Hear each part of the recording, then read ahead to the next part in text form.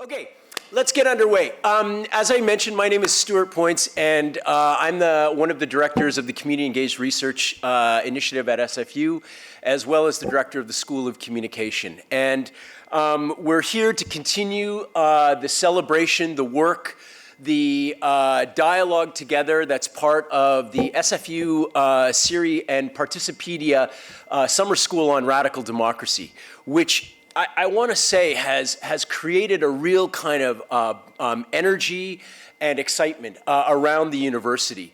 Part of this evening's event continues, that.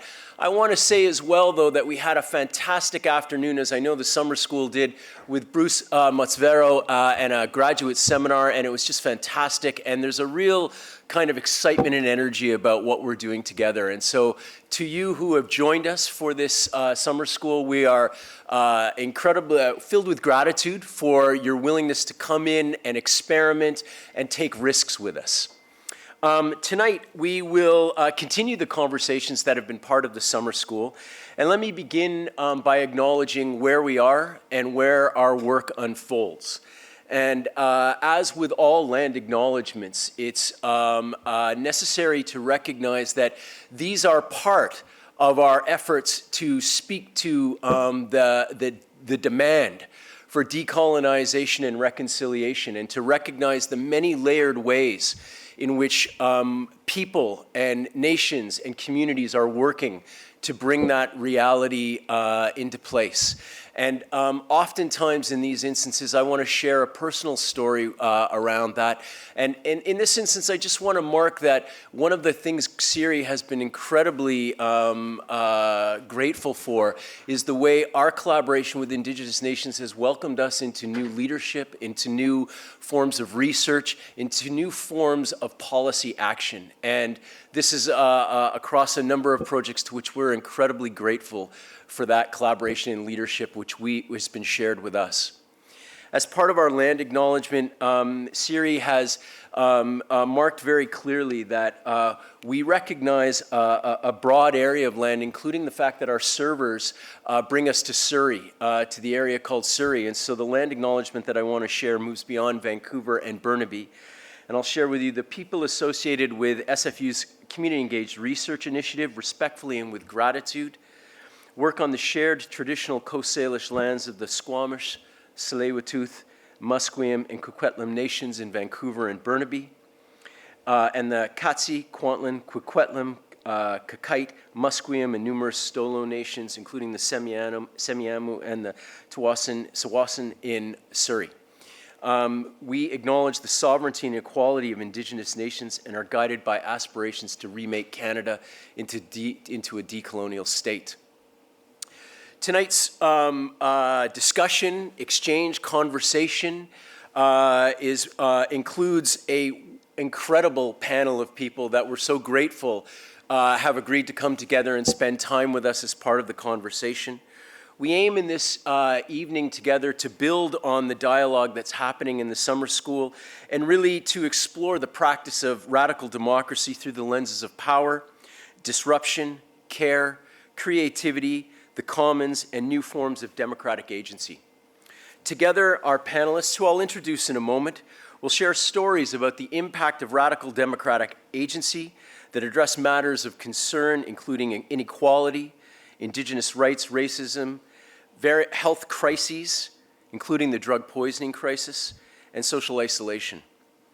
We'll consider actions, small and large, taken in universities, communities, governments that are needed to strengthen democratic participation and the project of radical democratization. We also have with us, and I'm going to take a moment just to explain and introduce, we're also very grateful to have with us Karina Keeling, who's sitting to my immediate right. Karina is a multidisciplinary artist and is bringing their creative work as an illustrator and graphic recorder to support deeper understanding in complex conversations. They're passionate about how art, creativity can equip us with skills needed to hear truth, confront discomfort, work towards meaningful forms of reconciliation. Karina also, we're very grateful, was going to take a moment to explain the work that they are doing with us today. So Karina, can I pass it over to you to explain? Thanks for saying those really nice things about me. Hi, my name is Karina. Is Karina ha mi fúrach an seo an ferran na duine scopmish agus muscuum agus slow with us. I'm here as a graphic recorder, so I'm delighted to be here as a witness to what you all have to share and the wisdom you have to share with us. And I'll be creating some live illustrations once the speakers are finished sharing their slides. They'll be able to follow along, and I'm creating them with the intention of helping some of the themes rise to the surface and what's at the heart of the conversation to be carried out of this room and for you to share it with your communities. So I'm honored to be here to support this work, and thank you for letting me do what I love in service to something that's really important. Hi, Chika. Thank you, Karina. It's fantastic to have you with us. Okay. So the way our evening is set up is that we've asked our panelists, who I'll introduce in a moment, to speak for about 6 minutes or so. A little more, a little less is fine. And our aim in asking our panelists to share their views and their stories about radical democracy is to explore a range of practices and issues. Some will involve slides, some not. After the presentations, we're then very grateful to Pim Tromelin and Sami Jung, who are sitting to my left, just in front. And they're going to respond with questions and comments about the panelists. We'll then give our panelists an opportunity to have an exchange across their discussions, their offerings. And then we'll have time at the end for questions from the audience to our panelists. We'll aim to wrap up for 8:30 so that we can stay on schedule and these sorts of things. But we have a wonderful evening ahead. I'm going to introduce all our panelists and then invite Bonnie Ebowith to begin our share this evening. So let me start by introducing, to my immediate left, Dr. Bonnie Ebowith, who is the leader and the primary investigator leading the SSHRC Participedia Phase 2 program. Dr. Ebowith is leading an international network of researchers, educators, practitioners, and policymakers as part of this project. He's also an expert with the United Nations Expert Mechanism on the Right to Development. He's director of the McMaster Center for Human Rights and Restorative Justice, project director of the Confronting Atrocity Project, and a professor in human rights history and African history at McMaster. Bonnie will speak in a moment on mobilizing global citizens for collective action, and we're very grateful to have him with us today. To Bonnie's left, we have Dr. Genevieve Fuji-Johnson, who some of you will know from SFU's Department of Political Science. Genevieve is a friend and also somebody whose work I've followed and respected for many years. I'm so grateful that she's able to join us today. Dr. Fuji-Johnson is professor in the Department of Political Science. She studies and teaches feminist political thought with an emphasis on BIPOC feminist scholars, solidaristic scholarship, democratic theory, interpretive policy analysis, qualitative methodology, and a range of current public policy issues. Her current research with sex worker rights activist, educator and writer Carrie Porth focuses on the governance of sex work in Canada and Canadian and U.S. cities. They're currently working on a book project and a corresponding graphic novel that develops a case for solidaristic scholarship, explicitly serving the justice struggles of marginalized communities. And I want to note how much the terms of solidarity and, as Bruce shared with us today, trust, have been part of our thinking about radical democracy and the work of building community. To Genevieve's left, I'm going to skip over Kathy for a moment because Kathy is going to be speaking to the end, so I'll go beside Kathy. We have Dr. Melissa Williams from the University of Toronto. We're very grateful for her arrival in Vancouver. Melissa Williams is professor of political science at U of T, a democratic theorist. Her work is focused on questions of egalitarian inclusion and democratic representation under conditions of systemic injustice. She also has a strong interest in comparative political theory and has recently edited Deparochializing Political Theory with Cambridge University. Her current book project is Democracy After Sovereignty, which explores the possibility of democratic collective agency beyond the state. Welcome, Melissa. To Melissa's left, we have Dr. Jonathan Rose from Queen's University. Jonathan is professor and head of the Department of Political Science at Queen's University. In 2021, he co-wrote a book called Deliberative Mini-Publics, Core Design Feature, published by Bristol University Press. His research interests are broadly defined as Canadian politics and public policy, with a particular interest in the role of mass media in democracies and the uses of state communication. His most recent research is focused on deliberative democracy, specifically on citizens' assemblies as ways to encourage meaningful citizen engagement. And in the middle of our panel, if I focus your eyes again, we welcome Dr. Kathy Walker from the University of Saskatchewan. Catherine Walker is Nehiyaw Plains Cree First Nation and is assistant professor in the Department of Political Studies at the University of Saskatchewan. And I want to note political studies, not political science, which in my own background in political studies was always a point of fissure within the discipline. So I want to mark that. Her research is informed by broad work experience in the fields of communications, business, and Indigenous policy and program development. She's published numerous articles and research reports in collaboration with First Nations governments and organizations, and is an OCAP certified researcher through the First Nations Information Governance Center. We have, what I think is fair to say, a remarkable panel and an evening together, and we're so grateful for folks joining us. So to get our conversation, our evening underway, I've spoken enough. It's my honor to pass the microphone over to Dr. Bonnie Ebowith.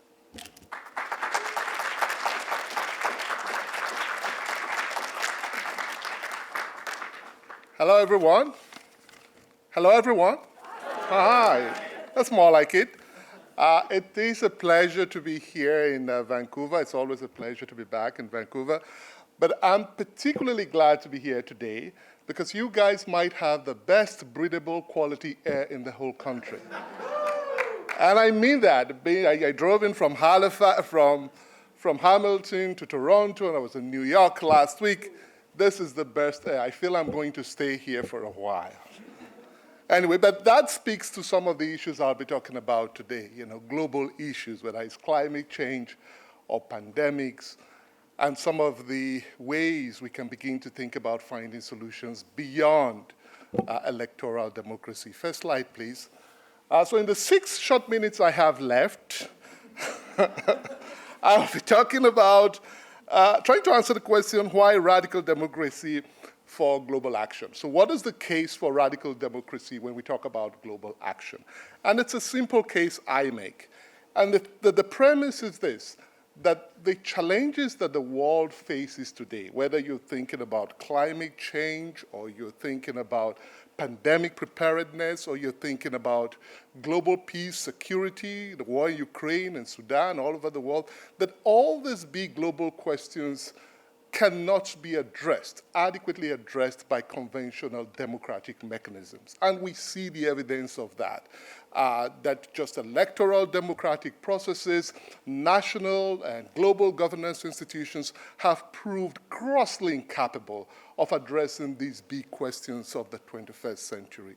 So the argument is that we need to transcend traditional democratic norms and institutions. We need to think about creative ways if we really want to find solutions to these problems.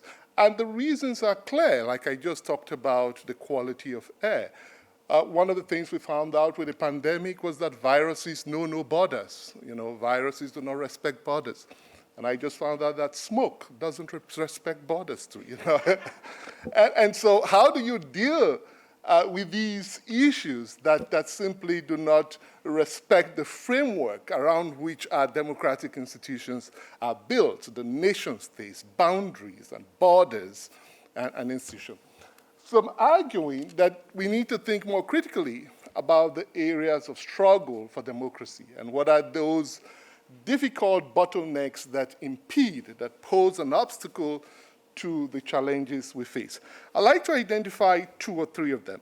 The first is inclusion. And the second one is the empowerment of the marginalized. Now, I will be the first to concede that democracy is still one of the best ways of organizing human society that we have around. But even the most ardent advocate of democracy would concede that it does not answer all the questions. So I come from the tradition of international human rights. I do human rights.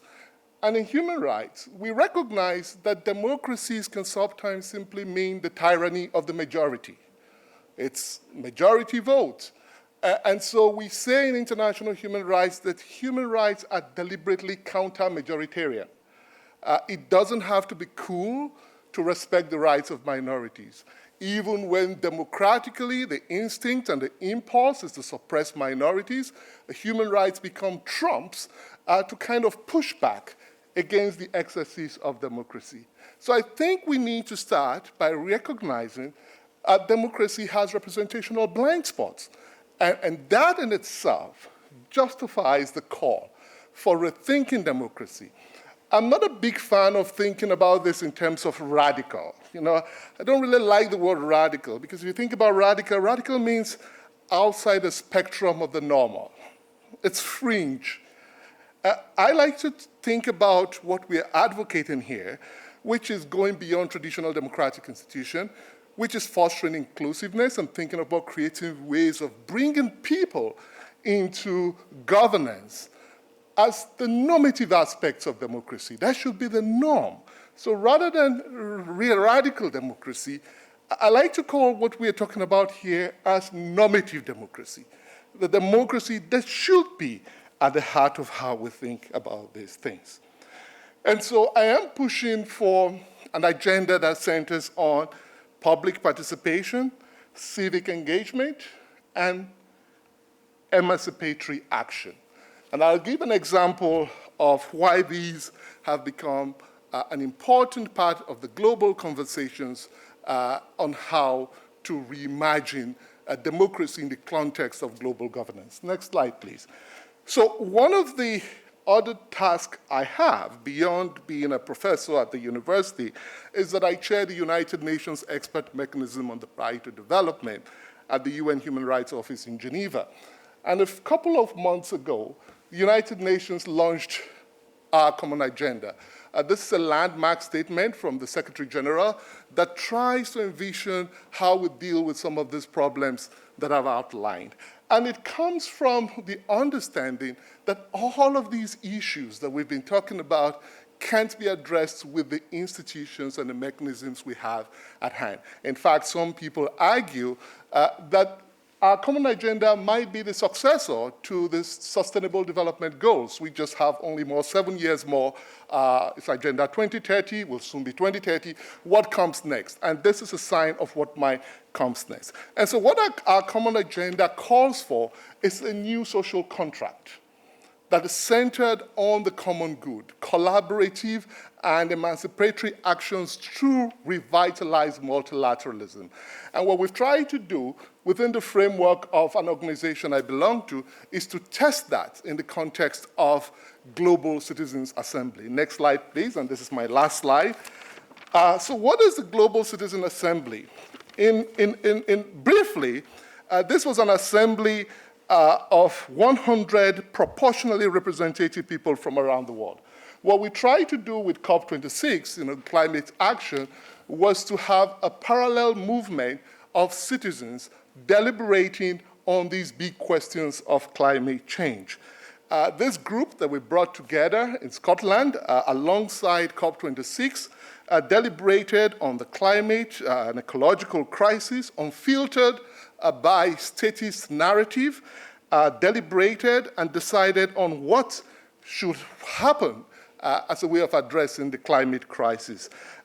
They made proposals to COP26 on climate change, and alongside the core assembly in Scotland, we also had 1,300 people all over the world deliberating on questions of climate change. And what was produced, what was called the People's Declaration on the Climate Crisis. Now, this was an experiment on democratic representation and radical democracy at a global level. But I have to acknowledge that it wasn't a perfect experiment, and I'm sure my colleague, Dr. Rose, will outline that when we have a opportunity for conversation. It faced the typical challenges of assemblies, that people made decisions not knowing enough about the issues. People came to this deliberation with various levels of understanding of the climate crisis. There was also concern that these kinds of processes do not quite allow for effective and prompt decision-making. But having said all that, I maintain that the Global Assembly was an experiment at radical democracy at a global level, cutting away from the constraints of state power, cutting away from the narratives of media, cutting away from the formality of the UN system and international system, having randomly selected citizens of the world meet alongside elected representatives to make powerful declarations about the future of our planet presents an opportunity of how we might begin to rethink global governance in an age of radical democracy. Thank you very much.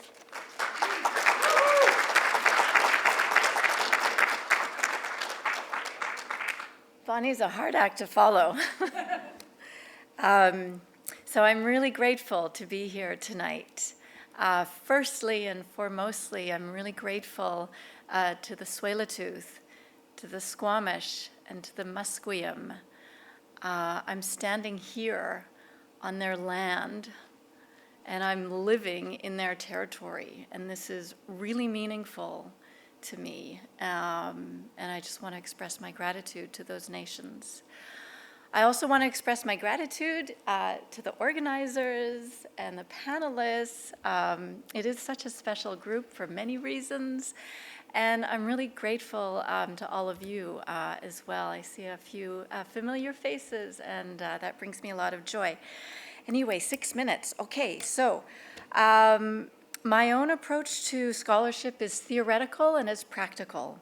I love thinking about ideal ways in which to organize the social and political world around me. But this kind of blue sky thinking, for me, it has to be rooted in the particularities of specific contexts. It has to be rooted in the people who animate these contexts. It has to be rooted in their voices and in their stories. Over the last decade or so, my scholarship has become much more explicitly solidaristic.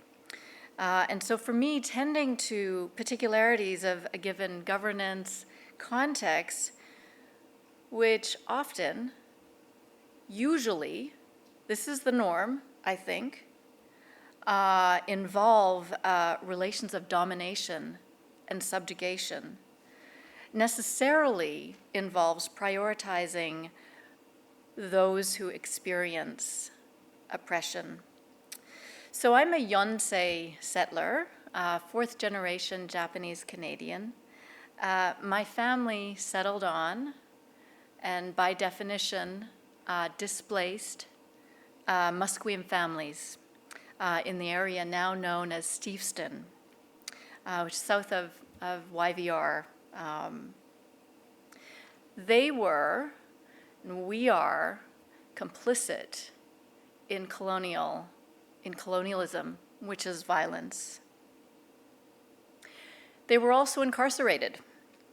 Their property, which was, cannot be forgotten, stolen property, was stolen from them by the Canadian state, which, of course, and this is really important, the state doesn't operate in a vacuum. Our democratic institutions don't operate in a vacuum, is a reflection of the dominant members of the demos.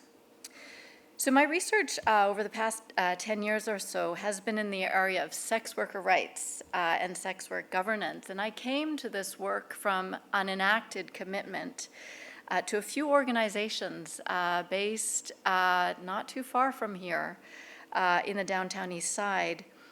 And this commitment expanded to and deepened through relationships with members, including my dear friend and co-author and collaborator, Carrie Porth, and other members of this very diverse community of sex workers in Vancouver and beyond. So these are the experiences and commitments that that inform my everyday activities, including my scholarship. And so when I was thinking about what I would say tonight and things I would offer tomorrow in the seminar, as I was looking at some of the materials for tonight and tomorrow, sort of this metaphor of an outdoor adventure kind of came to mind. I started thinking about how the trailhead is marked by the organizers in terms of deliberative democracy and agonistic democracy. So these are two forms of democracy that may have radical potential. So the former emphasizes reason and, in my view, is irrepressibly optimistic about reaching agreement. The latter, in my mind, is more realistic in its recognition of domination and subjugation and the persistence of power that defines collective life. But in this context of conflict, there can be moments of accord and action. So those are the trailhead markers. But the invitation from the organizers is to venture beyond this path. Indeed, there is no path. It's just openness, expansiveness. It's an invitation. We have a wonderful illustrator with us to think creatively, theoretically, practically, and to do so by specifically focusing on agency, lived experiences, stories, relationships and interdependence, new imaginaries that are solidaristic, emancipatory, and so on. We are bounded by time, however. Anyway, the adventure is welcome, but I'm cautious, and I'm cautious with good reason, based on my own experiences, based on the experiences of my family. Again, being incarcerated, but also participants in colonial dispossession. So how do we establish trust among members of any demos as individuals and as collectives that have experienced the violence, that have lived the violence of the settler state? How can we establish trust amongst those who have experienced the violence of white supremacy, the violence around norms of heterosexuality and the gender binary? These are violent systems. How do we establish trust between those who have dominated and continue to dominate, and those who have been and continue to be subjugated? How do we create the conditions in which we can have meaningful conversations about racism, about colonialism, sexism, ableism, homophobia, transphobia, while these very forms of oppression are in the air that we breathe? I am going to skip a few notes here. I want to cut to the chase and say that I don't have the answers.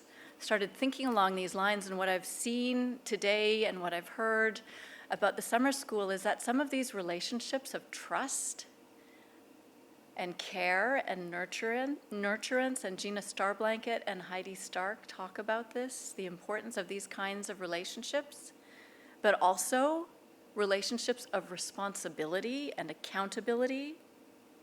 I see them forming amongst students, and so that brings me a lot of hope. That brings me a lot of hope. I think that there is hunger for these kinds of transformative relationships. But Gina Starblanket and Heidi Stark, they also caution us that we're not swept away, by the happy rhetoric of lovely relationships, that this language of relationships of care and so on can actually mask forms and legitimate forms of domination. So I think prior to these relationships of care, nurturance, responsibility, and accountability, prior to those transformative relationships, we have to transform ourselves. We have to, as individuals, I think, become radical around, for example, land back to Indigenous people. We, ourselves, as individuals, have to become radical about recognizing Indigenous sovereignty. We have to, for example, become radical about naming and addressing white supremacy, about naming the oppressiveness of the gender binary. So we have to radicalize ourselves, I think, in order to radicalize our relationships and in order to realize a radical democracy that is truly emancipatory for all of us. Thank you.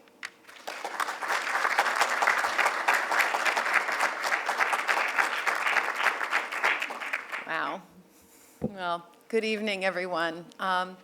It's such a privilege to be here. I really want to express my gratitude to the organizers for including me in this gathering and in the Radical Democracy Summer School, which I've had the opportunity to visit a bit. And I'm just so inspired by the positive energy, the creative thinking, and the, one might say, radical hope that we see in that room. I also want to express my gratitude as someone with deep settler roots on Turtle Island. They go back quite a while. My family roots in England and in Wales. So I want to express my gratitude as well for the privilege of being here and to respectfully acknowledge the Squamish, Tsleil-Waututh, and Musqueam nations whose territory we're on, as well as the Anishinaabe nation, the Haudenosaunee Confederacy, the Dish with One Spoon territory from which I have arrived here, from Treaty 13 territory in Toronto or Toronto. So we're here to speak about radical democracy. And as we've already seen, I think, radical democracy is what philosophers call an essentially contested concept. But radical means going to the roots. So what does it mean to go to the roots of democracy? Again, that's going to be contested, but let's start with a rough and ready definition of democracy, going back to its Greek roots, demos, the people, and kratia, power. Roughly speaking, democracy means the people exercising power together as equals. So democracy requires equal power, but we know, as we've just heard very powerfully, that what we call democracies now are structured by vastly unequal power. And these structures have a deep history. They go back to the origins of modern representative democratic societies in the European Age of Enlightenment and the age of democratic revolutions of the 18th century, and to the histories of imperialism, colonialism, and slavery that were reaching their peak at the same time. The next slide, please. Oh, sorry, that was the first slide. There we go. So the Indigenous resurgence movement, the land back movement, and next slide, please, the movement for Black lives have recently been trying to teach us how far we still are from grappling with the enduring inequalities and structures of domination that stem from that 18th century and the centuries before it that produced these the structures that then became the foundations of what we call democracies on this continent and in Europe. And so I want to suggest that.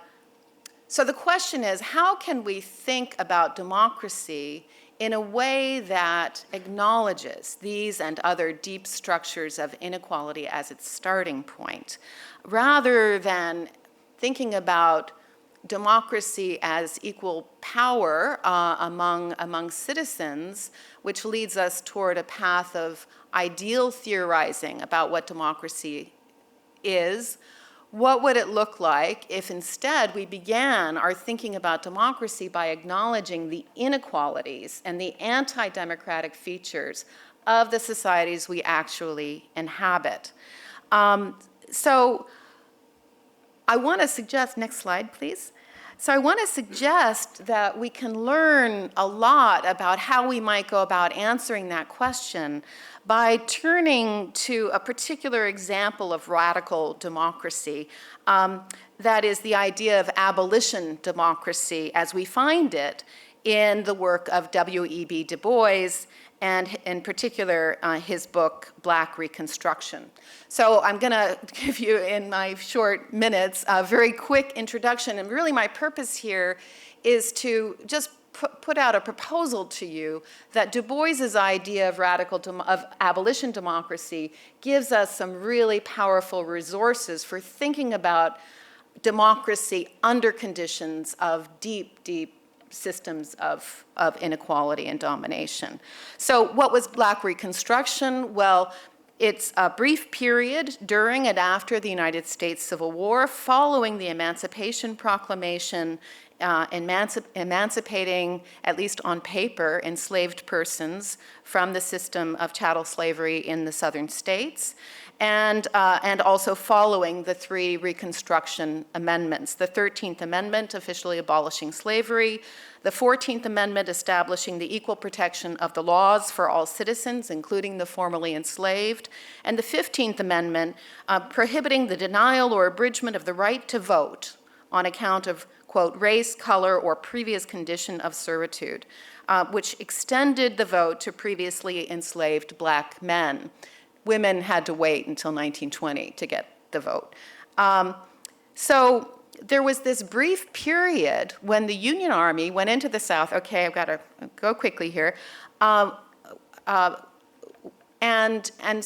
protected and upheld these amendments. And in that moment, Black men were elected to Southern state constitutional conventions and legislatures, and they passed radical, racially inclusive, progressive legislation governing electoral democracy, land redistribution, public education, which had not existed in these states before, and new social institutions to protect the most vulnerable members of society, all on racially inclusive terms. New institutions like institutions for the people with disabilities, for example. And so here's how, next slide, please. Here's how Du Bois sums up the core of what he called abolition democracy. Quote, the abolition of slavery meant not simply abolition of legal ownership of the slave, it meant the uplift of slaves and their eventual incorporation into the body civil, politic, and social of the United States.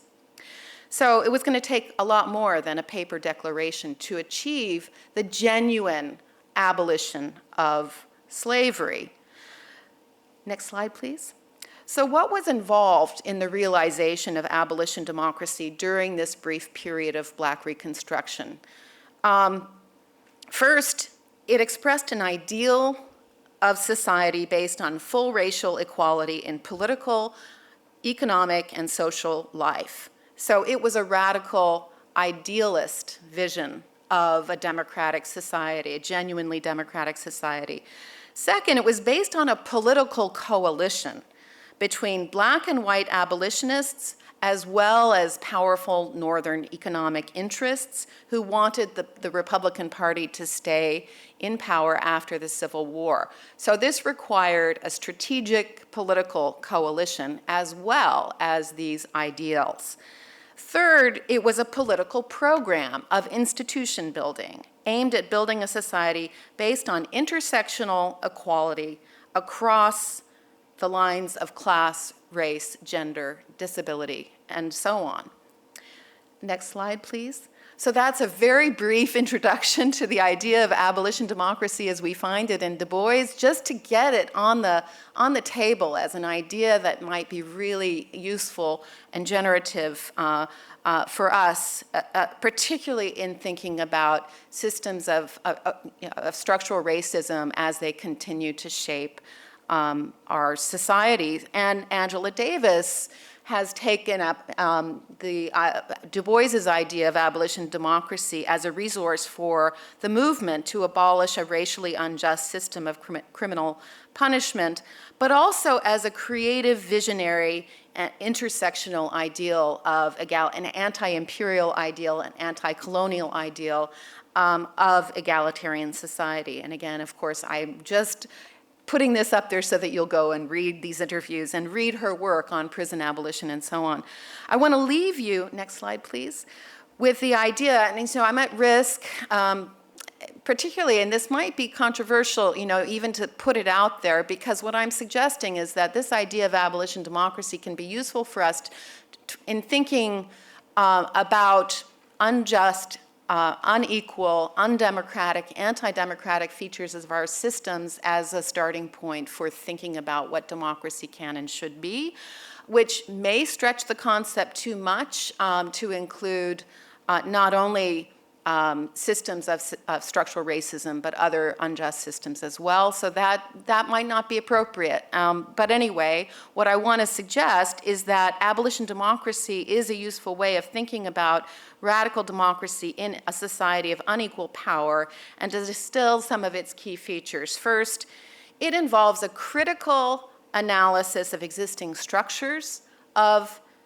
unequal power. It's a diagnosis. Second, it entails a creative, visionary, sometimes even utopian ideal of what a genuinely democratic society would look like.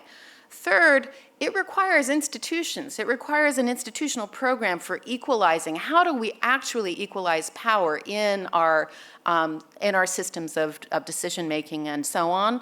And finally, it requires a strategic action, sometimes coalition-making with partners you're not that keen on, in order to move the system in a direction of equality. Thank you.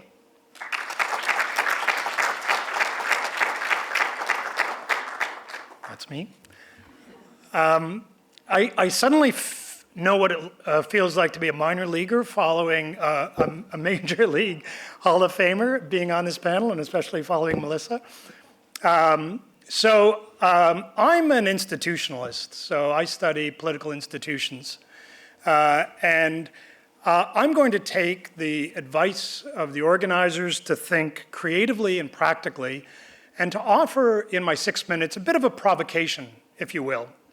And the provocation is around what several people have alluded to, but I think is central to what we're here to talk about, and that is the capacity and role of citizens in democracies. So journalists are told not to bury the lead. So in that spirit, let me just say what I'd like to say.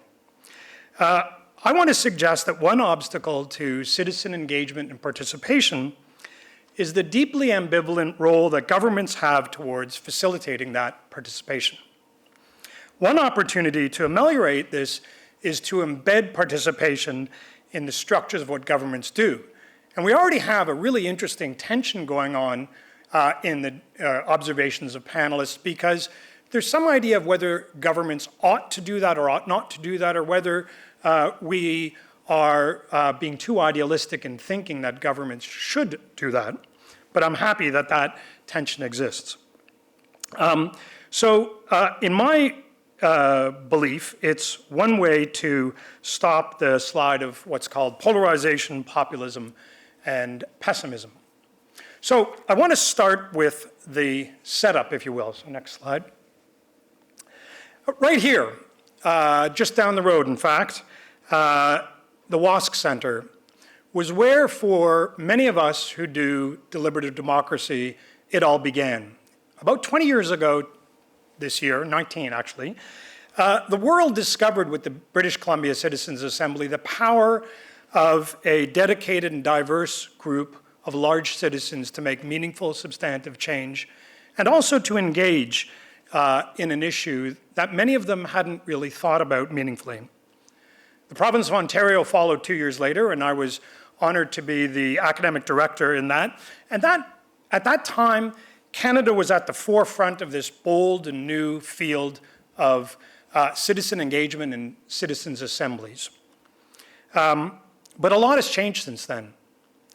In the intervening period, it has been a private company, Mass LBP, that has actually dominated public engagement.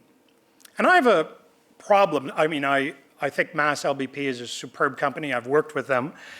But I have a problem, and I think there's something odd, when public engagement with citizens is led by a private company. Now, governments in other parts of the world have not been as complacent as Canada. They have taken up the call for greater citizen engagement with gusto, and there are many people in this room who have been part of that. An OECD report speaks of the deliberative wave that has swept across the world and cataloged the diversity and scale that Bonnie mentioned involving citizens in policymaking. Next slide. So there are many examples from around the world, beginning with the famous Irish Citizens' Assembly, where in Ireland, in 2013, a discussion on the Constitution led to another assembly on climate change, led to another one on gender equality, and now biodiversity and drug use. It's become embedded in how the government works. It's not an add-on. In the United Kingdom, the citizens' assemblies have been instrumental in thinking about things like the future of Scotland, future of Wales, public transit, and something we could use in Eastern Canada, the future of air quality. Probably the best well-known of this is the G1000, this Belgian platform for democratic innovation that has created 39 deliberative panels and institutionalized 6 permanent assemblies, including one on climate. So Bonnie has mentioned the Global Citizens Assembly for Climate Change. All of these direct and tell us something about the role and interest of the state, social movement groups, advocacy groups, working together on a common goal to believe that citizens can and should be a regular part of policymaking. Now, some might think that's a bit idealistic or maybe even Panglossian, perhaps naively optimistic. But my experience working with citizens demonstrates that when they're given the opportunity, they rise to the occasion, they have enormous capacity. So, swip 2 slides, please. 2 slides. So, in the remaining time, I wanted to talk about how we can do this, and that is to embed participation in our civic life. There's 2 very modest illustrative examples I'd like to give. They're not panaceas. They're not things that will solve the problem, but they are ways in which we can think about assumptions that citizens have with the state. So the first one is the Democratic Action Fund. Next slide, please. And this is a proposal by these groups that encourage governments to put aside 5% of the budget they allocate for elections to grassroots deliberative exercises and study them.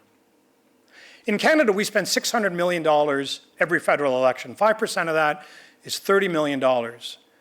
To have a sustainable long-term fund that would engage citizens, that would be accessible through an arm's length agency, to study innovations in democracy, to have citizens at neighborhood, town, provincial level think about solving both acute and chronic problems, and then having academics study them and to say, what is this telling us about social cohesion in the community, I think would be fantastic. It sounds like a crazy idea, but it's not such a strange idea.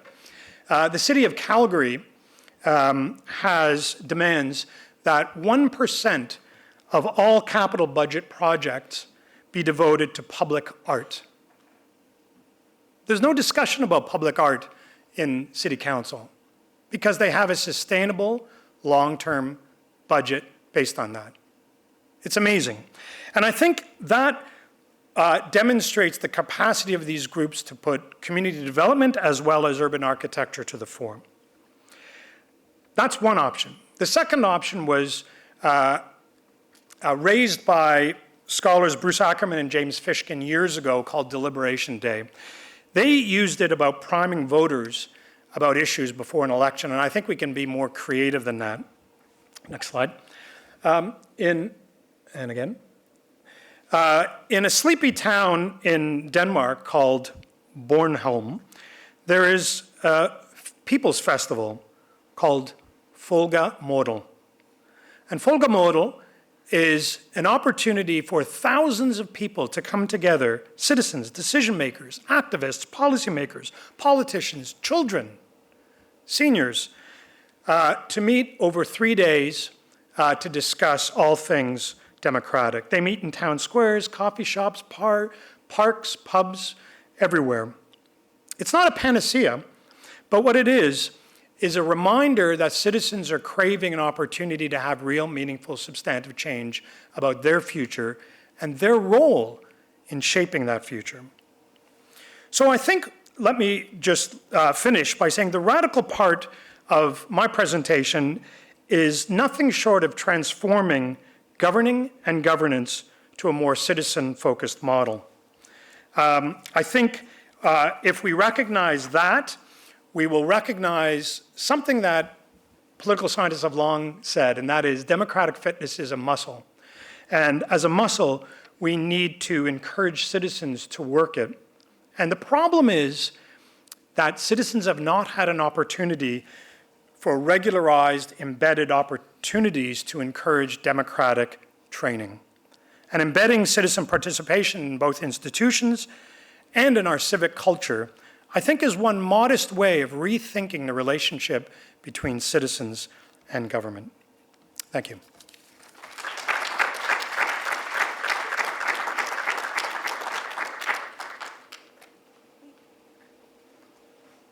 So, last but not least, no, I'm just kidding. So, I also want to just reiterate what all the other panelists have said. I am really grateful to be invited to speak today, and that you all came out to hear what we had to say. So I'm just going to introduce myself in my language. Kathy Walker Nitsigasun,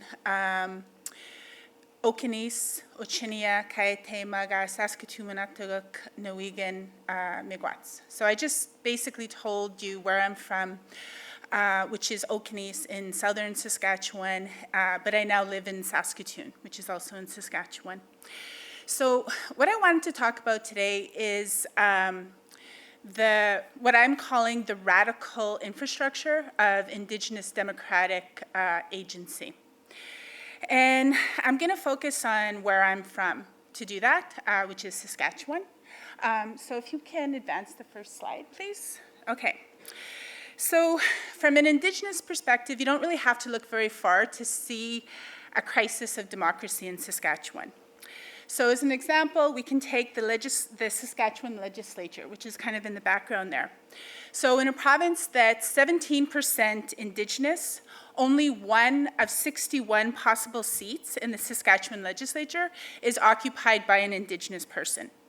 So actually, vastly more Indigenous peoples have occupied the lawn in front of the legislature building than the halls within it.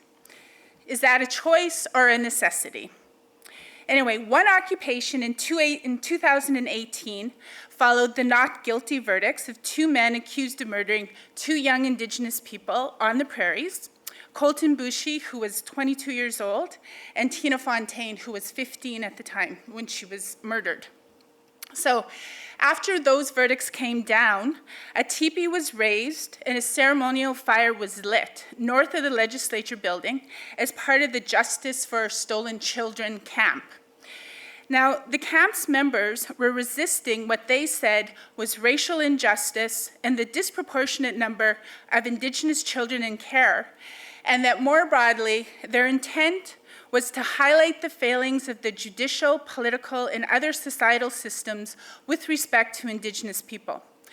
So the camp was in place for 197 days and actually expanded from the single teepee to 21 teepees. And so it was this really long moment of grassroots action. And there were appearances by elected Indigenous government leaders, but it was really all the supposedly like background people who established and maintained this camp.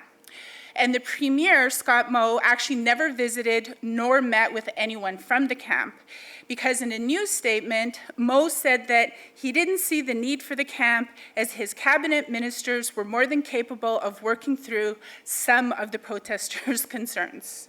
Next slide, please. So, and then 2 years later, in 2020, Métis youth Tristan DeRocher started his Walking with Our Angels ceremony after a suicide prevention bill was defeated in the Saskatchewan legislature. And Tristan actually walked 635 kilometers from his home in northern Saskatchewan to the legislature grounds in Regina, and it took him 28 days. He then set up a single teepee on the legislature grounds and started a 44-day ceremonial fast to convince the provincial government to adopt the bill it had recently voted down and to actually deal with the issue of suicide in Saskatchewan, which was the highest in Canada. Now, Tristan also asked to meet with leaders of both main parties, the Saskatchewan Party and the NDP, the two leading parties with Democratic representatives in the legislature. Similar to his response to the first camp, Sask Party leader and Premier Scott Moe refused to meet with Tristan, but this time he did send 2 ministers to meet with him. And Ryan Miley, the then leader of the NDP, also didn't attend this meeting because he wasn't welcome by the Sask Party ministers that were already meeting with Tristan. It's very high school. But anyway, that's democracy in action. And so anyway, Tristan's ceremony ended when he and a friend voluntarily had their braids cut off, tied them together into the shape of a noose,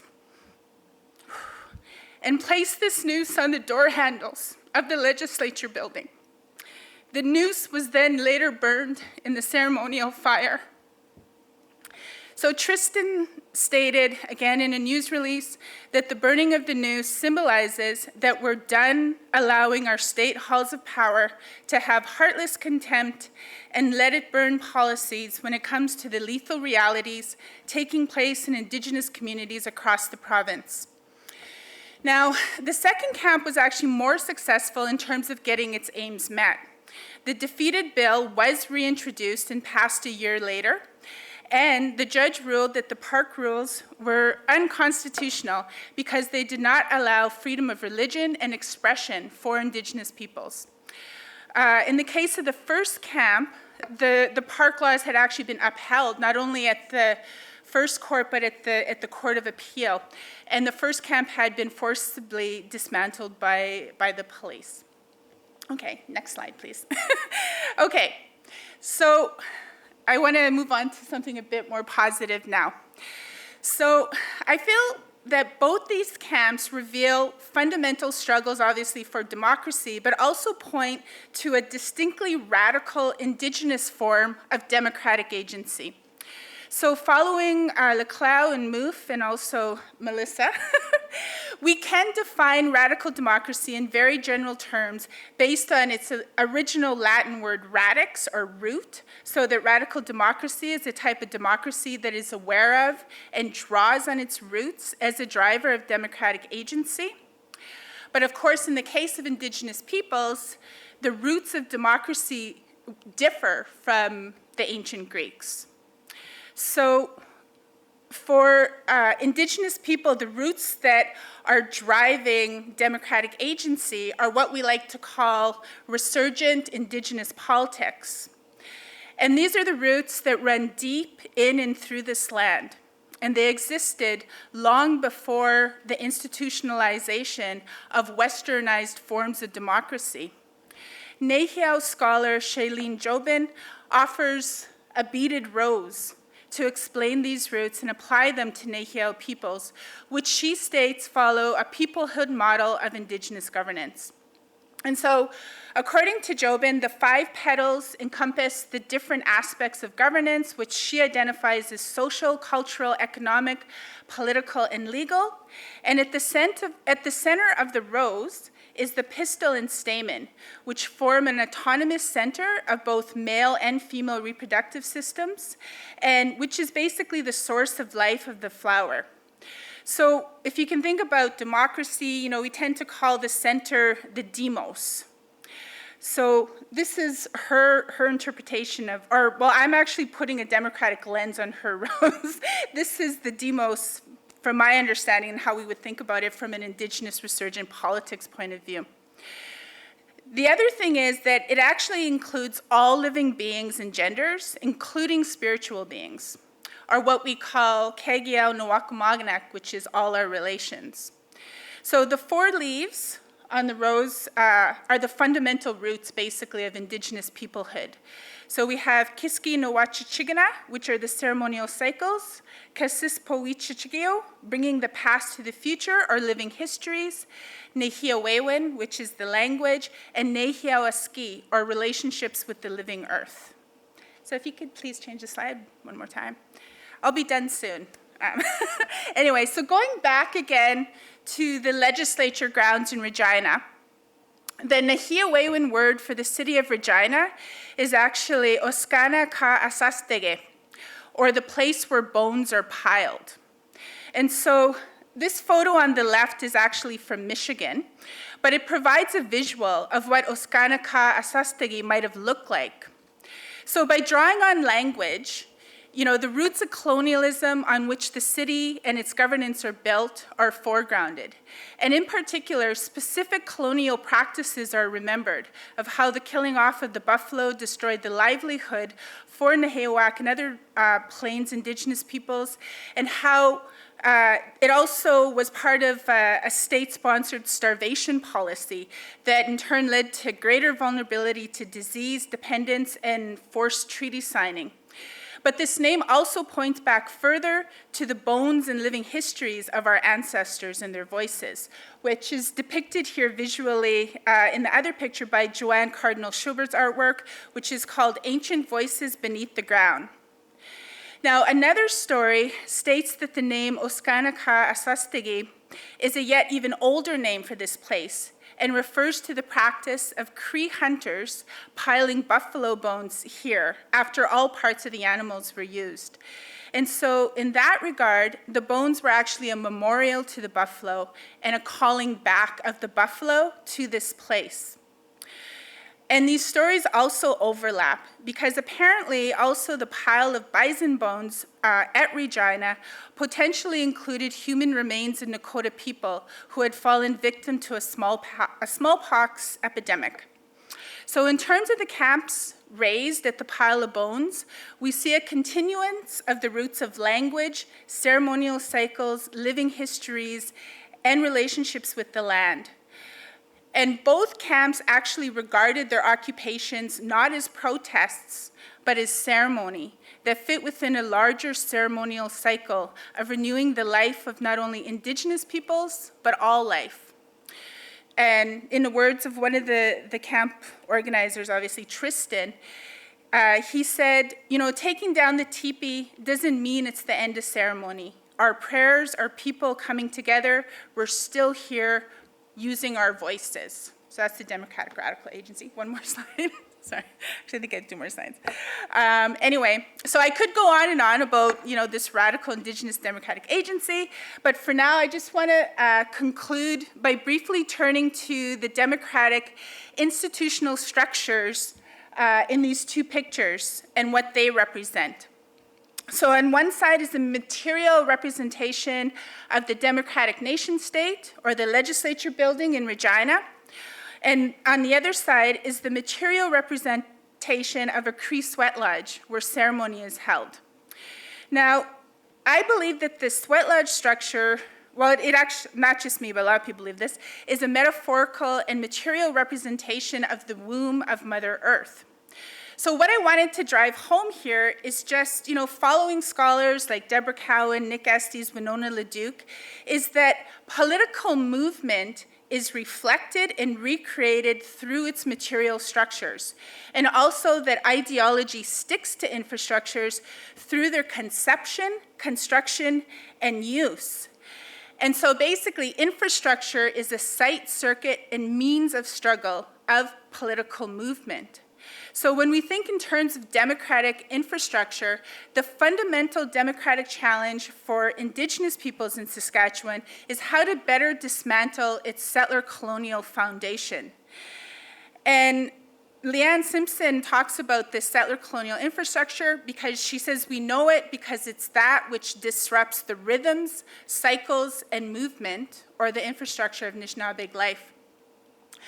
Cowan and Leduc take this idea of infrastructure further to assert that radical Indigenous infrastructure is also alimentary infrastructure, or that which can connect all living beings to their life-giving sources, like the land. And alimentary actually means nourishment or sustenance. Next slide, please. So in terms of my contribution to radical infrastructure of Indigenous democratic agency is that I think this alimentary radical Indigenous infrastructure is a bundle structure, because this is the underlying structure of the sweat lodge that connects us to Mother Earth. And so I just, I've already gone through the peoplehood model, and even though Shailene Jobin never called it a bundle structure, I think of it as a bundle structure, essentially. And in reviewing work of other scholars like Cindy Blackstock, the Gitskin activist who's done a lot in the area of child welfare reform, she has this structure that she put together to represent Indigenous ontology and worldviews. And there it's juxtaposed with a ecological theory type of structure. And so I just think that, you know, if we're talking about restructuring and structural inequality, maybe this is something that could help guide us, is to think in terms of more of a bundle structure than, you know, in terms of the current democratic infrastructure of the single demos. So, yeah, so I guess that's the end for me. And yeah, thanks.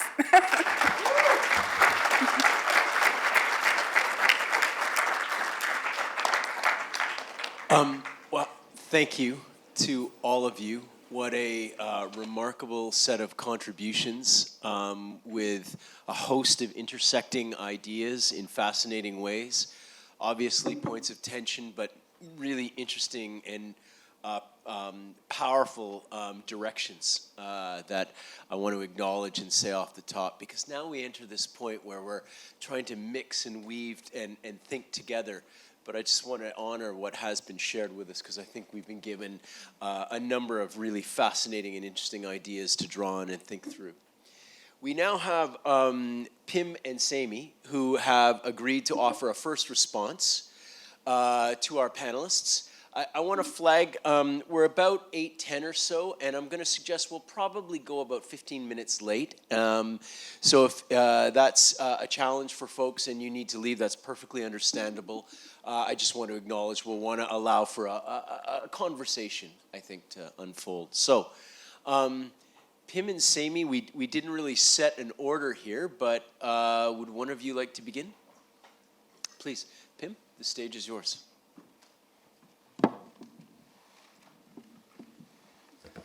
All right. Hello, everybody. I'm Pim Trommelen. I'm a political theory student at Ohio State University in the United States.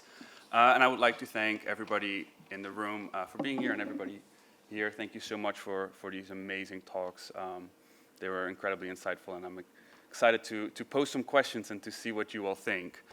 So I was going to ask a very silly question, and I will not, but this question that I had in mind was to ask, do we live in a democracy? And then I was like, at first, I wanted to ask this because the current state that we're in, whether that's in the United States, in Canada, or where I'm from in the Netherlands, this might be an actual contested question. Do we live in an actual democracy or do we not? But I think that would do an injustice to people such as Tristan's, whose acts are radically democratic. So this got me thinking about radically democratic acts that might not be part of the state. And I'm glad that Dr. Williams brought up Du Bois, because in Black Reconstruction, he was not only talking about formal ways of thinking of democracy, but also about many informal actions taken by Black people in the South to form more democratic livelihoods by setting up their own schools and things like that. So my first question I want to pose to you, Dr. Williams, but also to encourage everybody else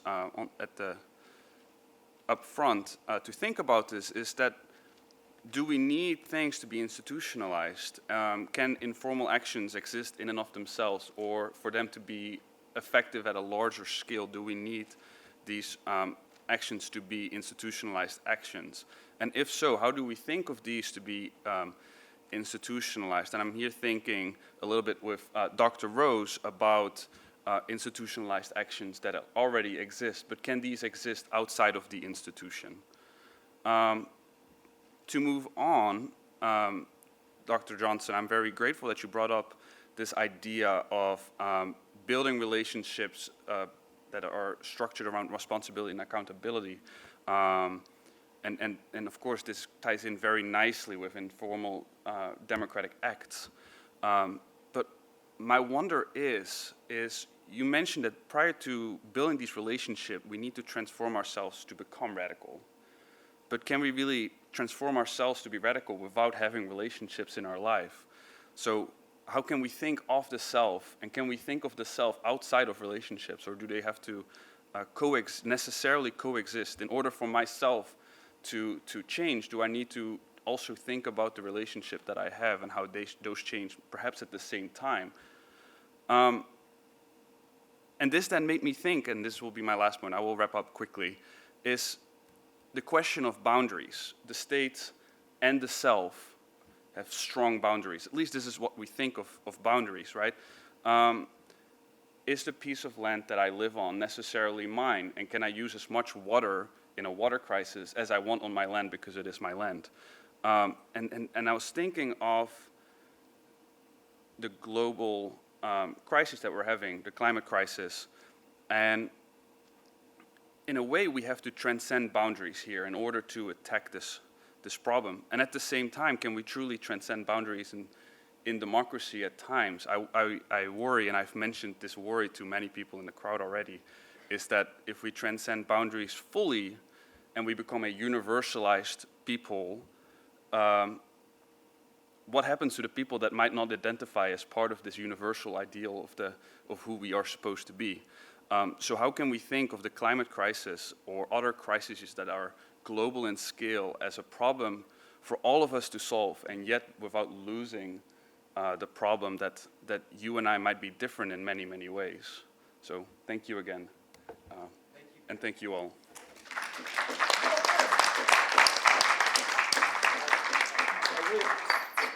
Let me say a really fantastic set of questions, and I've written rough notes about those, Pim, so we'll bring them back to the panel following Sami's reflections.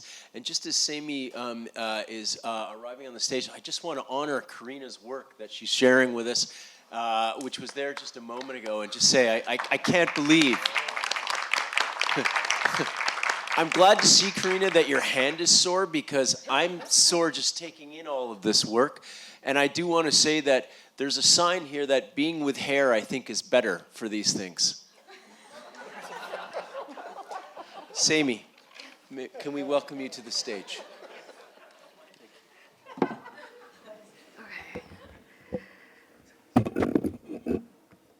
First of all, this is such a privilege to be able to hear so many scholars and colleagues, friends, and people from all across the world, different contexts, background, to be able to hear your stories, how you conceptualize radical democracy, what we envision, the kind of world that we want to create for the next generation. It's been so fantastic. So I just want to say thank you to everybody.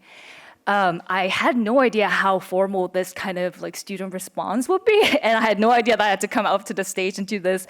But I guess just to make a brief remarks and also questions. There were a number of things that we have talked about in the summer school in terms of thinking about possibilities, imagining alternatives. Do we really have alternatives in addition to the systems that we are confined to think? And secondly, design justice. How do we design the world? What kind of elements do we incorporate? And today we also talked about methodological, conceptual, and practical tools that we have to think about in order to create the conditions that will really emancipate us. One question for me is that the kind of world that we are living in right now is heavily influenced and shaped by technologies, especially communicative technologies. We talked a lot about the AI, the use of platforms in our discussions too. And some of the examples that you have shared among the panelists also involve digital platforms. And I was wondering, because technologies have really compressed the rising density of markets in terms of time and space. And I was really impressed by the example that you have shared, the Global Citizen Assembly. But in terms of utilizing communicative technologies in order to foster a really generative and democratic ways of mobilizing citizen participation, what kinds of things that we should think about? That's one question that I had. And another question that I had for Dr. Johnson, and also other panelists as well, is I was thinking of the pedagogy of the oppressed by the Paulo Freire, as you were talking about the self-reflexive movement that we have to think about. But is it in terms of really breaking away from this existing systems and ideology that we are so used to, what are some of the suggestions or frameworks or thoughts that you can share with us? That's my question. Thank you.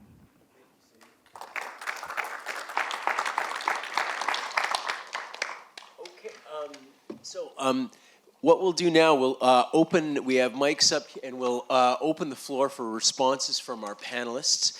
And I'll just remind that, and I hope Pim and Sami, I'm summarizing in a suitable fashion, but I think some of the issues that have been raised are ones that I too am very interested in hearing our panel exchange on, which is the role of institutions and institutionalization as infrastructures of democracy, how it is that we negotiate those resources, and the question of the informal civic space separate from formal institutional space, and that resonated through a number of the talks.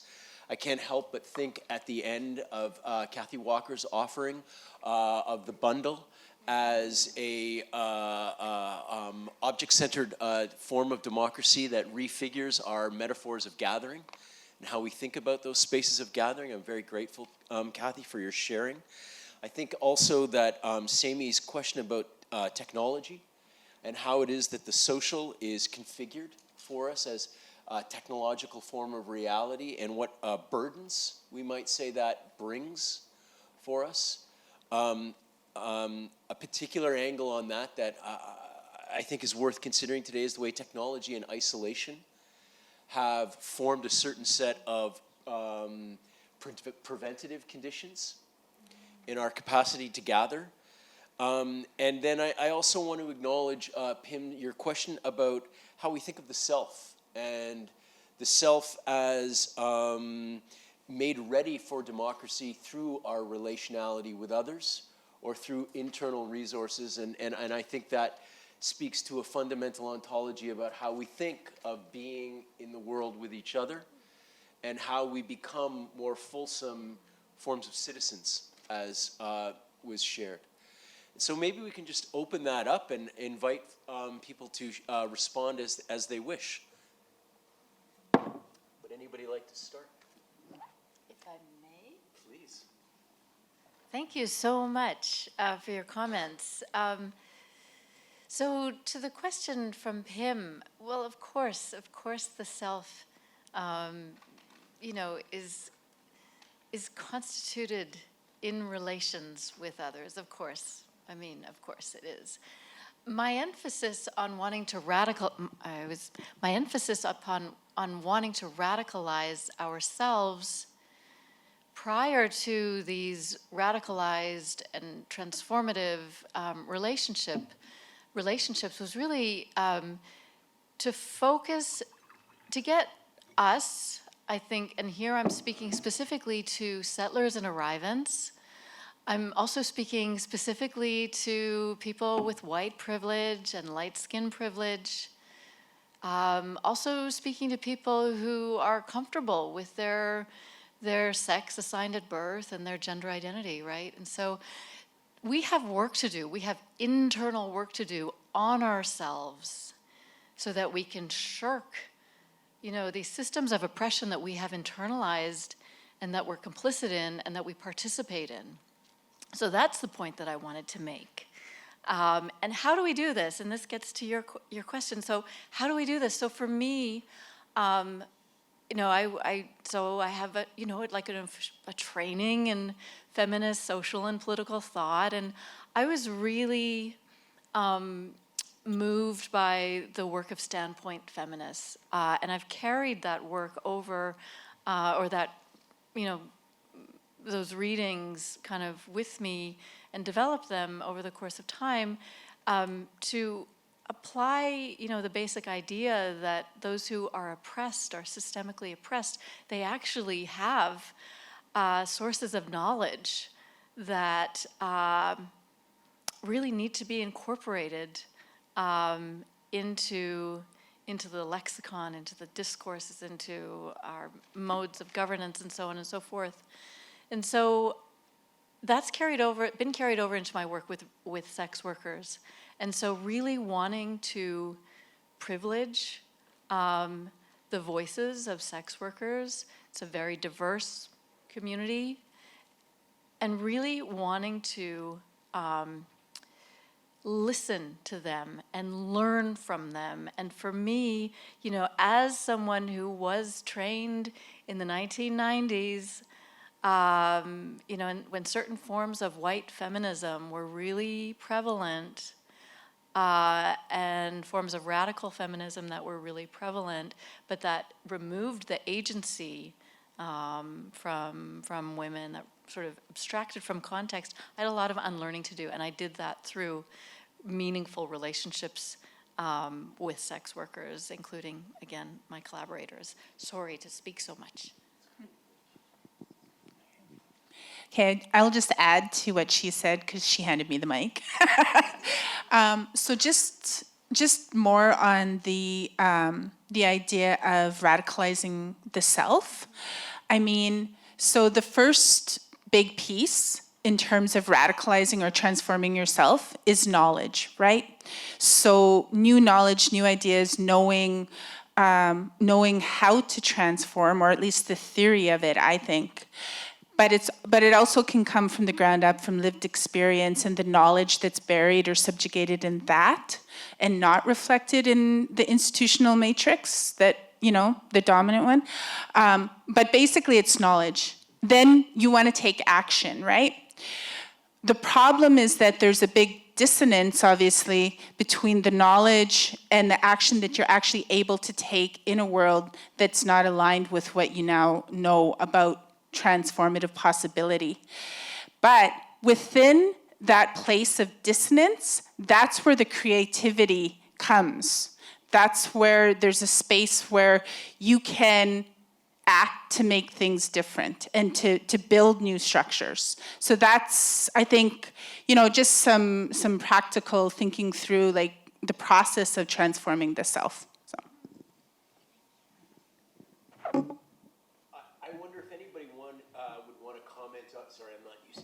I wonder if anybody would want to comment on the question Pim raised about institutionalization, the contradictory nature of that. It resonated in a number of the talks, and Melissa, please. Yeah, I'd love to speak to that, which I think also flows in part from what Genevieve and Kathy have just said. And I also want to, I mean, in a way, posing a question back to Kathy about institutions and infrastructures, and how we, whether or not we want to think about infrastructures of practices of relating to one another as institutions. I mean, one broad definition of an institution might be that it's an ongoing, norm-governed set of practices through which we relate to one another, in which case, if we define institutions that broadly, then it might be that bundle infrastructure would fit within the definition of institutions. So those are sets of ongoing practices that are norm governed and can be sustained over time. Now, so I think that part of what I wanted to suggest in putting abolition democracy on the table is actually to push against a notion that we find in many accounts of radical democracy, that they are anti-institutionalist, right? And I believe that no, we don't have good or stable forms of, or just or democratic forms of political relationship without institutions defined in that broad way. The question is, how democratic are the institutions, and to what are the inequalities or the forms of unequal power that those institutions resist? What forms of equal power do they create opportunities for? How do they equalize power? So, from that point of view, I think we can see the Global Citizens Assembly and democratic mini-publics as democratic institutions that are seeking to equalize power and also seeking to displace forms of unequal power, the forms of unequal power that get sedimented into electoral democracy, forms of unequal power in terms of corporate influence over political decisions. So they do, at least in principle, seek to bracket out those forms of unequal power. But there are other forms of unequal power that they may, maybe unintentionally, unconsciously, keep within their structures. And I think that they're not great structures for combating systems of structural racism, for example. And they have problems with regard to heteropatriarchy and other forms of cultural domination. So I think we need to think about what are the forms of inequality that our institutional structures help us to overcome, which forms of inequality are they at risk of reinscribing.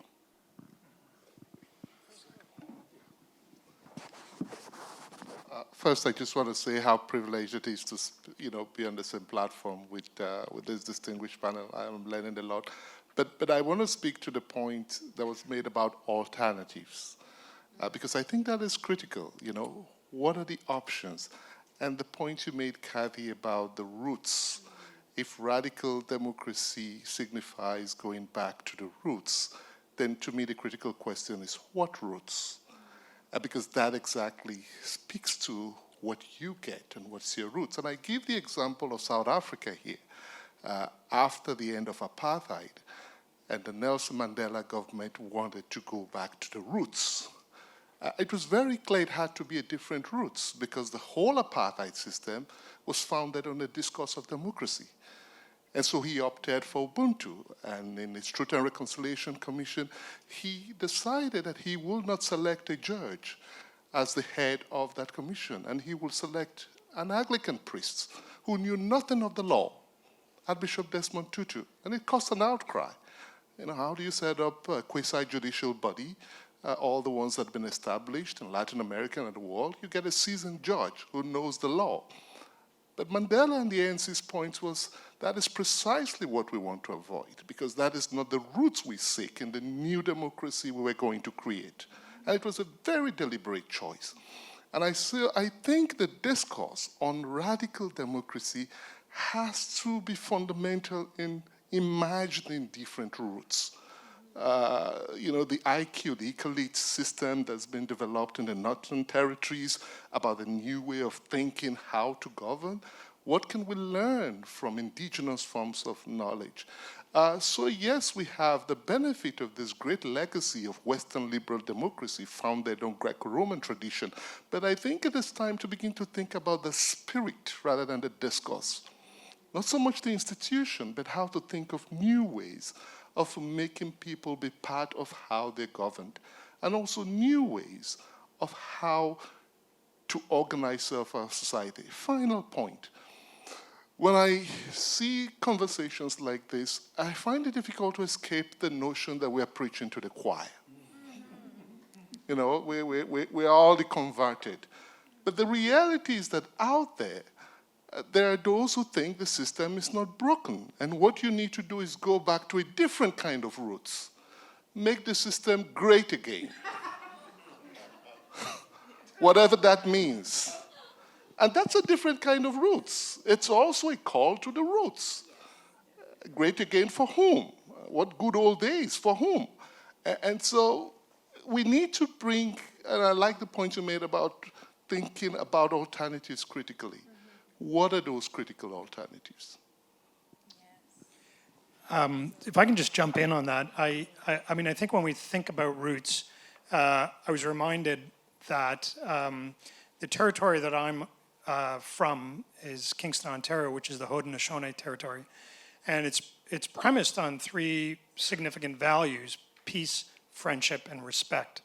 And I think those would be pretty powerful roots to think about systems of governance.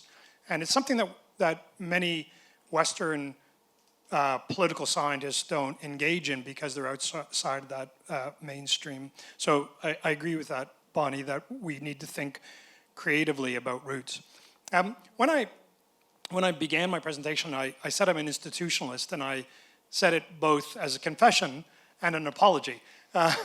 And in preparing for this, I've had to come to grips with this really great word of radical, which I'm really glad that my colleagues on the panel have done the service for me of getting me to think about how to define in more precise ways.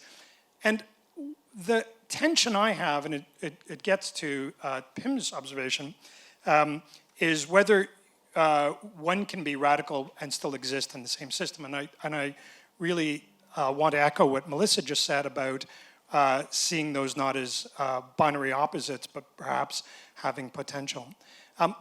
Before I pass the mic to my colleagues, I wanted to say I've been to many panels and presentations, like a lot of us here, and I'm really absolutely amazed and impressed with the caliber of comments and questions that you two have raised. So thank you very much for doing that. I couldn't agree more. I think really, Sammy, you put the mark. I'm not sure what our intention about the formality, but you both took the lead on that and set us up in a fabulous way after the talk.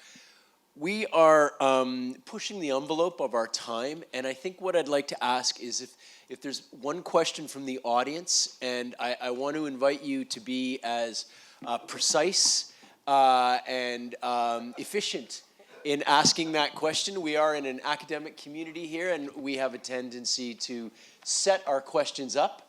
So I'll ask you to be fairly efficient, and I believe Joanna's going to bring up a microphone. Is there somebody who would like to share? I can speak up. It's okay. I think because we're recording, so it would be great if you wouldn't mind speaking into the mic. Hello. Thank you so much. This was just fantastic evening. It was really insightful. Thank you so much for sharing your thoughts on this, on radical democracy. So my question, if I can put it very quickly, so building on the conversation of institutions and taking a bit further, so Du Bois's powerful evolutionist framework takes us to the realm of possibilities that involve evolutioning borders altogether. However, I was wondering what Dr. Walker's work on the bundle model, where there is a strong sense of the non-Western idea of the nation as community, is strong, though maintaining some form of a border, even if flexible, would respond to this. So in short, I guess I'm trying to invite a response by both Dr. Walker and Dr. Williams So going by the backdrop, which has now changed in terms of like normatively guided local institutions are good and effective as long as it is not the state. So I'm just wondering, in terms of institutions are good as long as it is what I'm understanding to be institutions are good as long as it's not the state. So how would that affect the conversation between Dr. Walker and Dr. Williams? I'm just going to respond first, and thank you so much for that awesome question. And I'm going to try to answer your question, but also try to contribute to the dialogue here. And thank you so much for that story of Nelson Mandela. It's just a beautiful story, and another great question about whose roots. And so I think that one thing to keep in mind when it comes to roots is narratives. And also, there's good roots and there's bad roots. Bad roots will kill you. Like if you go and you eat bad roots, you're going to die, right? So they don't nourish you, they don't sustain you. So those are the roots that we have to let go of, such as the MAGA roots that you referred to. Then you have the elementary infrastructure, those roots that nourish and sustain you. Those are the roots that we need to get back to and to build from. So when you look at, for instance, an institution, what is the root of a specific institution? What I think, most institutions start with a narrative or a discourse. So to give you an example, the British common law system that we've adopted here in Canada, what's the roots of that system? It's the narratives of, or the doctrine of discovery and terra nullius. Those are not nourishing roots for some people, such as myself, right? And not only that, those narratives have been denounced by the United Nations and most recently by the Vatican, the Pope himself. So, but we still have institutions and an infrastructure that's based on those stories. So that's one of the problems with institutions is they can still carry and reproduce themselves long after we've said, oh, this narrative is no longer good and it's not nourishing or sustainable or it doesn't, it's not life-giving. It's not regenerative. So I think that we definitely can and need to start building new institutions based on good roots. And I think we start obviously again with relationships, right? And new norms and that sort of thing. Anyway, yeah.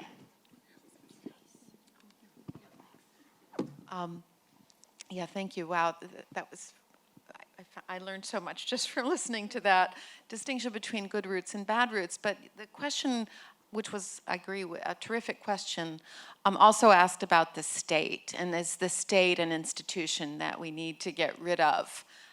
Is that the institution that is founded or has grown from bad roots all the way down?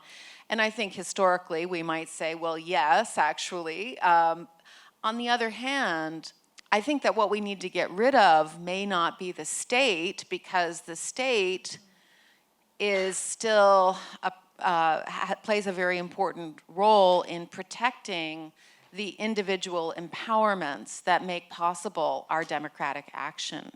And so far, we don't have other institutions that have the capacity to protect those empowerments. What I do think we need to get rid of is, going back to the notion of terra nullius, going back to the notion of the doctrine of discovery, going back to the notion of hard boundaries that are designed to exclude. And what we need to get rid of, in short, is the notion of sovereignty. So we don't need to get rid of the state necessarily. We need to ask the question, are there good purposes that the state as an institutional structure serves and protects? Open question. But the notion of sovereignty, of there being a single, final, ultimate authority within a territory, that I think we can no longer afford.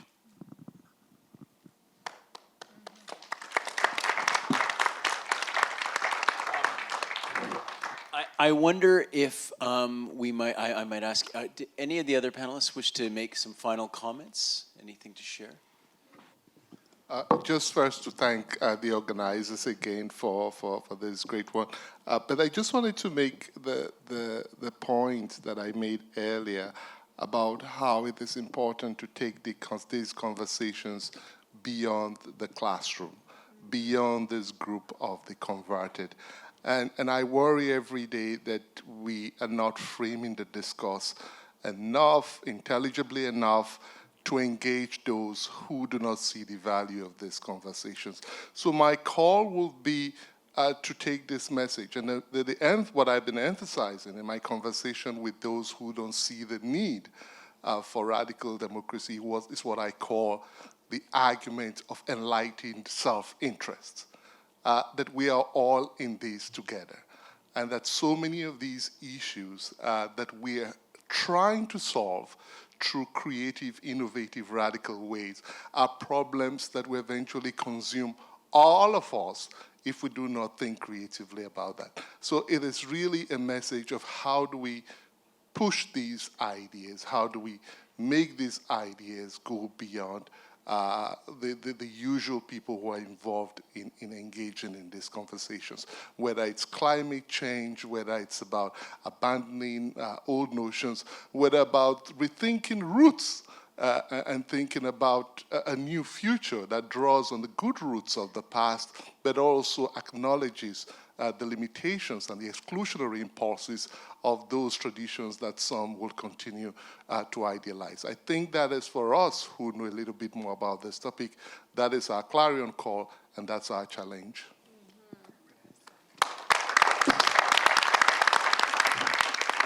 As Jonathan just said, that's a great note to end on. And so let me just take a moment to thank some people. First off, I want to thank Sami and Pim for your willingness to take to the stage and lead our response. It was a fabulous set of questions you left us with. I also want to, as you've heard me say before, this school would not be possible without the dedication and leadership of Joanna Ashworth, who's with us and really key in this whole development. So, Joanna, thank you.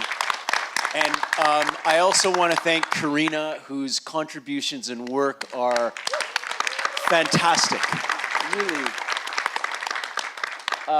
Really quite remarkable to see evolving before our eyes. And then to conclude, let me thank Bonnie, Geneviève, Kathy, Melissa, and Jonathan for a fabulous conversation, rich, interesting, filled with ideas to feed us as we move through the rest of the week together. Thank you so much for spending the evening with us, and thank you all.